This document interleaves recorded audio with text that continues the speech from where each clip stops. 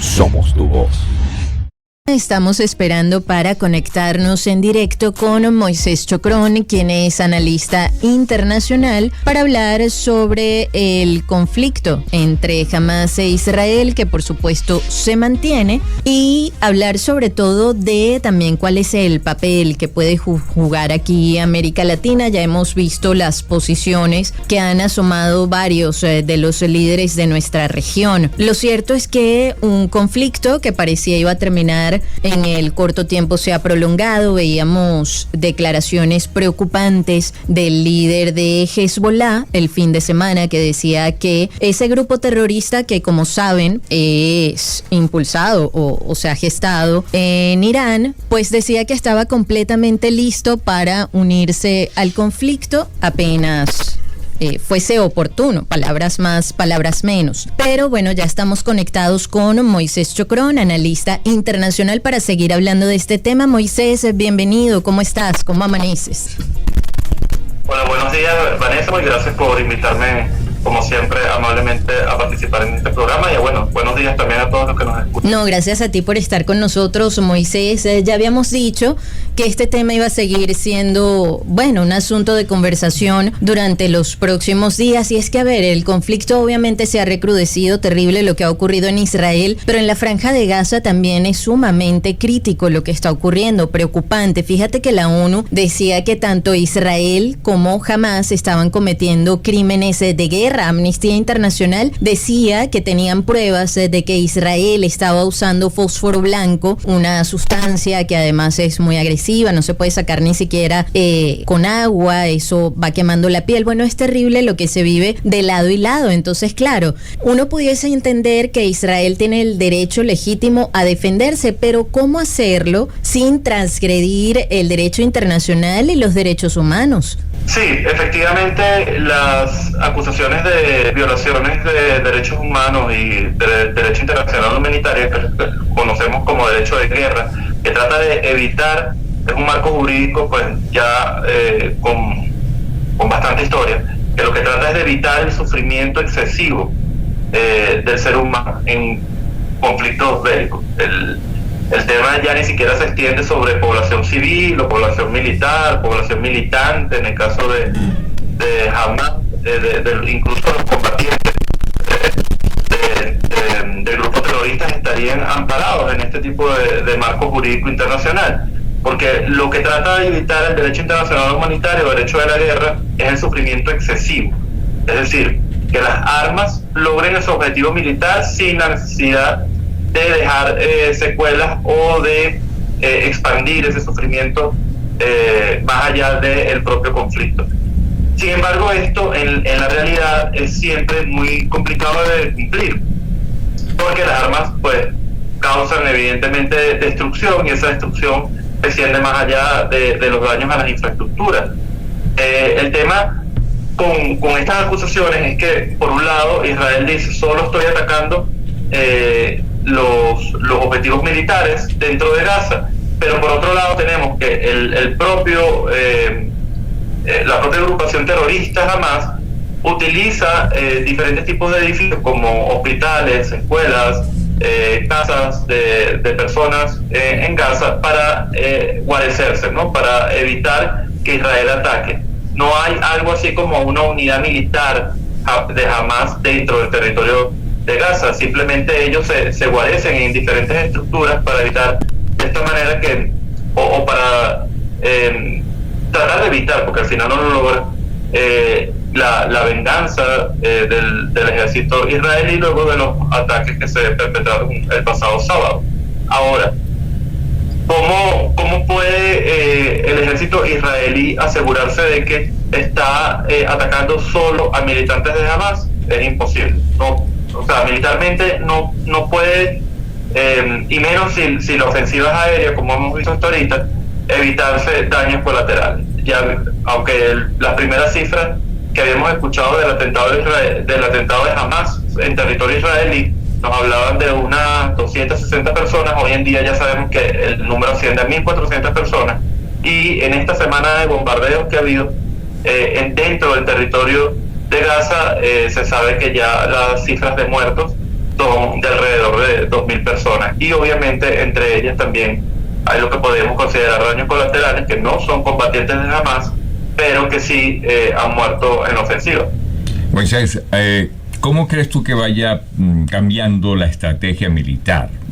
Ahí de parte de Israel, pues la convocatoria a desalojar o a evacuar, más que desalojar, evacuar más de 1.100.000 personas. De esas 1.100.000, ya 600.000 han llegado prácticamente a las afueras. No obstante, entendemos que Hamas está impidiendo que esas personas también evacúen, ya que su técnica y táctica ha sido siempre utilizar a la población civil como escudos humanos. Se habla también de casi 200 secuestrados israelíes y de otras nacionalidades de parte de Hamas.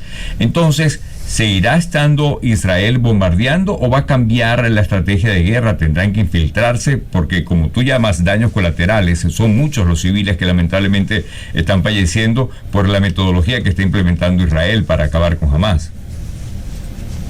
Sí, efectivamente, como tú mencionas, el grupo terrorista Hamas siempre, históricamente, ha utilizado a la población civil como escudo humano. Para ellos es parte de su defensa mantener a esa población allí. Recordemos que la Franja de Gaza tiene una población de alrededor de 3 millones de habitantes y aunque ya Israel ha avisado en varias oportunidades que deben de manera inmediata desplazarse hacia el sur de la Franja de Gaza, que recordemos por otro lado también tiene frontera con Egipto, y que Egipto mantiene esta frontera totalmente cerrada, han convertido a Gaza en la práctica en una enorme cárcel, ¿no? Donde todos están presos, tanto los propios rehenes israelíes, la población civil no militante de Gaza y el grupo terrorista. Evidentemente, incluso la Organización Mundial de la Salud ya se ha pronunciado porque hay grandes retos que son casi infranqueables, como por ejemplo desplazar a las personas que se encuentran, a los heridos y enfermos que se encuentran dentro de grandes hospitales, como por ejemplo la Chifa en el norte de Gaza, hacia otros lugares. Dice pues que en algunos casos esa evacuación significaría la muerte para algunos pacientes. Sin embargo, el llamado de Israel a la evacuación es precisamente el aviso que se da a una segunda etapa en lo militar. Es decir, la primera etapa, como lo hemos visto, fue una semana de bombardeo sobre Gaza y ya se espera que en próximas horas comience una etapa de entrada por tierra a la Franja de Gaza. Y en esa entrada por tierra, evidentemente, pues se utilizará infantería, vehículos blindados y la destrucción se espera que sea mayor. Sin embargo, lo que hemos visto es una especie de ablandamiento de costa. Lo que militarmente se llama ablandamiento de costa es la reparación del terreno donde va a ir la infantería y la mayoría digamos de los objetivos que fue en esta primera etapa fueron los lugares de donde se lanzan los misiles hacia el territorio israelí. Ya esto que va a ocurrir en las próximas horas con la entrada del ejército por tierra trataría de buscar los objetivos militares que no pudieron ser destruidos con misiles desde el aire, lo que básicamente serán los túneles que se encuentran desde el territorio de Gaza y que además se sabe que Hamas ha construido durante años para poder desplazarse dentro de la ciudad sin poder ser visto desde el cielo. A quien escuchan es a Moisés Chocrón, analista internacional. Pongo 3 preguntas sobre la mesa, Moisés. La primera, retomo una que nos había hecho uno de los espectadores del live la semana pasada. ¿Cómo se formó o se conformó Hamas allí en la Franja de Gaza? Por otra parte, ¿cómo ves la posición de América Latina frente a este conflicto? ¿Se abre alguna brecha entre izquierda y derecha a partir de las posiciones que ya hemos visto han tomado varios de los líderes de nuestra región? Y por último, Moisés, bueno, también ver cuál ha sido la posición de Venezuela en medio de este conflicto, remontándonos incluso a esas diferencias entre Palestina e Israel. Sí, la génesis del grupo Hamas, recordemos que no es el único grupo terrorista ni el único grupo militante en el Medio Oriente. De hecho, los objetivos de este tipo de grupos ni siquiera son solo el Estado de Israel, porque como pudimos ver en los años anteriores existió el Estado Islámico, que luchó al norte de Siria y de Irak. Diciéndolo de una manera muy llana, cazando a todo aquel que no fuese musulmán en estos territorios y asesinándolo. Pero en el caso de organizaciones como Hamas o Hezbollah, sí hemos visto pues que su objetivo principal es atacar el territorio israelí, tratar de destruir al Estado de Israel y pues a todos sus habitantes. Que dicho sea de paso, hay que mencionar que dentro del Estado de Israel existe libertad de culto, por lo cual los israelíes de nacionalidad israelí, quiero decir, no son solo judíos. Hay israelíes judíos, pero también hay israelíes musulmanes, israelíes católicos, israelíes ateos, de todo tipo de creencias, ¿no? Sin embargo, se sabe que Hamas surgió hacia los años 70 como parte de una división que hubo entre la OLP, que es la Autoridad Nacional Palestina, que se encargaba de la administración de estos dos grandes territorios que hoy en día conocemos como territorios palestinos, que son Gaza al sur y al este Cisjordania. En esa división que hubo en la Autoridad Nacional Palestina, una ala radical y mucho más religiosa se conformó en este grupo que hoy en día es reconocido internacionalmente como terrorista. Sin embargo, se rumora, o cuando menos es parte de esta historia, ¿no?, de la génesis del grupo Hamas, es que para el propio Estado de Israel era incluso beneficioso que hubiese un grupo que se estuviese separando de la Autoridad Nacional Palestina, porque en ese sentido la Autoridad Nacional se iba debilitando. Sin embargo, digamos, por así decirlo, el remedio fue peor que la enfermedad, porque esta propia división, este grupo que se sale de la Autoridad Nacional Palestina, debilitándola, también se convierte en un grupo mucho más radical, y un grupo que está dispuesto a llegar muchísimo más lejos, porque el gran líder histórico de la Autoridad Nacional Palestina fue Yasser Arafat, y él nunca utilizó este tipo de acciones bélicas en contra del territorio israelí, y mucho menos en contra de la población de Israel. Entonces todo lo que hemos visto en estos últimos días pues no es sino más que acciones terroristas. Con respecto a tu segunda pregunta y ya también mencionando la tercera, hemos visto en Latinoamérica diferentes tipos de reacciones. Por un lado tenemos a Nayib Bukele de El Salvador diciendo que a pesar de que él tiene ascendencia palestina, está totalmente en contra de las acciones que lleva Hamas a cabo y que debería ser exterminado este grupo terrorista. Pero por otro lado tenemos precisamente acá en Colombia las declaraciones de los últimos días del presidente Petro, diciendo que incluso comparando las acciones de Israel con las acciones del ejército nazi en la Segunda Guerra Mundial, mencionó en algún momento que lo que se está haciendo en Gaza se parecía mucho a las acciones nazis sobre el gueto de Varsovia, que era un territorio, la ciudad capital polaca, donde había uno de los mayores guetos y donde hubo también en medio de este genocidio que es conocido como el Holocausto, hubo en Polonia, en realidad fue donde se evidenció la mayor cantidad de actos brutales contra la población judía. Y por otro lado también mencionaba Petro que pues lamenta el fallecimiento de más de 200 niños en la franja de Gaza que no eran militantes. No sabemos de dónde salen estas cifras, pero se presume que son parte de la propaganda anti-israelí que lleva Hamas hacia el exterior para poder justificar sus propias acciones. Por otro lado, hemos visto dentro de Venezuela, un poco para responder la tercera pregunta, la parafernalia, ¿no?, del gobierno diciendo que se solidarizan con el territorio, con el Estado palestino, que dicho sea de paso, no es reconocido como Estado por la gran mayoría de la comunidad internacional.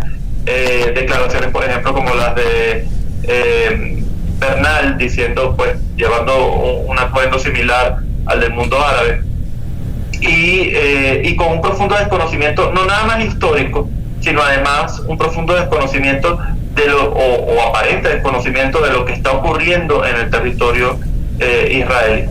Esto evidentemente lo que hace es alejar a Venezuela de la gran cantidad o la gran mayoría de países que han repudiado a Hamas y las acciones terroristas que ha llevado a cabo. Una de las principales acciones que ha tomado Israel, por ejemplo en el caso de Colombia, ha sido suspender las entregas de equipos militares, sobre todo en el sector de aviación, que se llevaban a cabo entre Israel y Colombia en los años anteriores. Se dice, por ejemplo, el año pasado, que estas exportaciones israelíes hacia Colombia tuvieron un valor aproximado de $59 millones, y la mayoría de las exportaciones realizadas por Israel hacia Colombia tenían que ver con el sector de defensa aérea y espacial.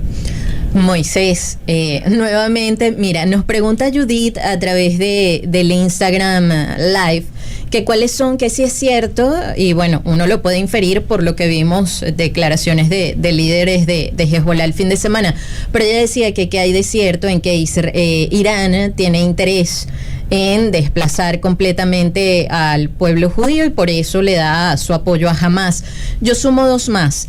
¿Qué tiene que ver aquí la yihad? Esta lucha aquí, entre comillas, de Hamas, ¿es solo por objetivos religiosos? Además, ¿cuáles pueden ser las repercusiones de un conflicto de esta magnitud? Porque el fin de semana se veía que en Berlín, en Alemania, al menos unas 6 casas y edificios habían sido marcadas con la estrella de David, como la época nazi, para hacer de notar que allí vivía un judío. Y uno ve también todo lo que está ocurriendo en Francia, y es inevitable no preguntarse si lo que está ocurriendo entre Israel y Hamas no termina también, no sé, detonando ese tipo de acciones en Francia. Ese profesor que fue degollado, el fin de semana alarmas de bomba, hoy de nuevo alarma de bomba en ese liceo en el que fue asesinado el profesor por el yihadista checheno. Sí, evidentemente ha habido atrocidades cometidas en todo el mundo que tienen como raíz el antisemitismo, ¿no? Y un antisemitismo disociado de la historia y muy radical. En el caso de Francia y Alemania, aunque se han prohibido las manifestaciones que puedan apoyar de algún modo directa o indirectamente las acciones de Hamas en los últimos días, pues sí se ha evidenciado que la gente se ha agrupado en las calles. Por ejemplo, en Alemania se ha visto cómo ha habido algunas manifestaciones en la ciudad de Frankfurt, pero también en París, en Francia.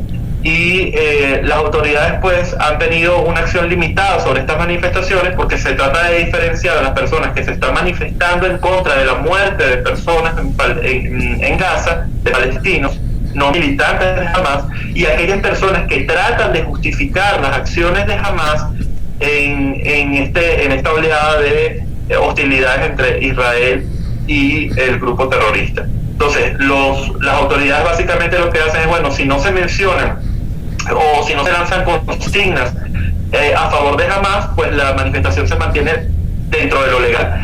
En el momento en que se empiezan a lanzar consignas en contra de Israel o consignas anti judías, pues evidentemente en ese mismo instante se empiezan a llevar a los manifestantes, porque ese tipo de manifestaciones ya están prohibidas desde hace más de una semana, cuando menos en varios países, pero sobre todo en Alemania y en Francia. Irán se encuentra detrás del grupo Hamas. Bueno, sí, militarmente se sabe, y se sabe por propias declaraciones políticas de Irán. Militarmente, Irán ha apoyado y financieramente ha apoyado al grupo Hamas enviándole material militar, sobre todo cuando se trata de cohetes, no misiles, sistemas de misiles para enviar. Porque el gran tema acá es que de dónde sale el financiamiento para que grupos como estos hagan este tipo de ofensivas. Recordemos que por un lado Israel dice que se lanzaron aproximadamente en los primeros días 2.000 misiles desde el territorio de Gaza hacia Israel, y el propio Hamas admite que lanzó 7.000 misiles. ¿De dónde sale toda esta gran cantidad de material bélico que además no es económico? Aunque la mayoría de estos misiles son construidos dentro del propio territorio de Gaza, porque tienen una construcción bastante rudimentaria, estamos hablando de los misiles Qassam. También hay otro tipo de misiles que son utilizados, que son de la era soviética y que son llevados al territorio de Gaza precisamente con ayuda de Irán, ¿no? Entran de manera ilegal en este territorio. Eso es uno de los grandes retos que tiene Israel, ¿no? Primero, cómo evitar que eso siga ocurriendo, que se siga aprovisionando a grupos terroristas como Hamas, y por otro lado, quiénes están detrás del financiamiento. En el mundo árabe y en el Medio Oriente en general, es normal ver cómo hay manifestaciones de apoyo, cuando menos abiertamente, no ante el micrófono, a grupos terroristas como este. Sin embargo, la entrada de estados como por ejemplo Líbano o Irán directamente en el conflicto, la entrada militar en este conflicto, yo la verdad considero que debe ser descartada, porque como escenario no pareciera ser beneficioso para ninguna de las partes involucradas. Irán, por un lado, traería o atraería la ayuda de la mayoría de la población chiita del mundo islámico, pero por otro lado tendría al resto del mundo en contra, porque de hecho el secretario de Estado Anthony Blinken, el secretario de Estado estadounidense, está realizando en este momento una gira en el Medio Oriente y en los países cercanos a Israel, luego de que hace 2 días visitara la capital israelí, Tel Aviv, precisamente para tratar de desencalar cuando menos a nivel diplomático, el conflicto con otros estados, y por otro lado tratar de lograr apoyos a favor de la destrucción del grupo terrorista. No el apoyo a Israel como Estado, porque eso se sabe que es algo difícil en el Medio Oriente, pero sí cuando menos que cese el apoyo de algunos estados a las acciones de Hamas. Por un lado tenemos las declaraciones que hizo el gobierno de Irán, pero por otro lado tenemos a países como Qatar, que abiertamente también apoya a grupos de este tipo. Sí. Bueno, ya después hablaremos de la yihad y qué tiene que ver en este conflicto. Moisés, nos despedimos por ahora. Recuérdanos tus coordenadas en las redes sociales, por favor. Muchísimas gracias, Vanessa y Guillermo. Les recuerdo a todos los que nos escucharon que pueden ver esta transmisión y también las futuras transmisiones que vamos a hacer sobre este tema en @chocterapia en Instagram. Choc, como se escribe mi apellido, Chocron, y pues también podrán participar en vivo como han hecho algunos participantes el día de hoy. Sí, de hecho, gracias por conectarse y gracias por participar, y contigo seguiremos en contacto, Moisés. Ten un feliz día. Era Moisés Chocron, analista internacional, con nosotros. Queremos escuchar tu voz. 0414-119-7230. Envíanos un SMS o WhatsApp con tu comentario o denuncia. 0414-119-7230.